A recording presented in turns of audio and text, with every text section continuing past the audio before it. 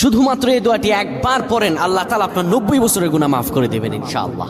আপনার 90 বছরের গুনাহ মাফ হয়ে যাবে শুধুমাত্র এই দোয়াটি যদি একবার পড়তে পারেন। আপনার ভাগ্য খুলে যাবে, রিজিকে বরকত আসবে, মনের ন্যাক আশা পূরণ হবে, আল্লাহ আপনার সব দোয়া কবুল করে দিবেন। সুবহানাল্লাহি ওয়া বিহামদি।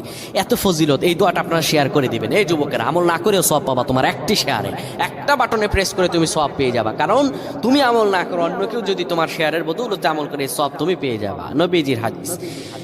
আমার ভাইয়েরা, আল্লাহর কাছে দোয়া করা, আল্লাহর কাছে দোয়া চাওয়া, এটি হলো মুমিনদের কাজ। আমার আল্লাহ বান্দাকে বলেন, বান্দারে উদউনি আস্তাজিব লাকুম, আমার কাছে চাও, আমার কাছে চাইলে আমি আল্লাহ তোমাকে দিয়ে দিব।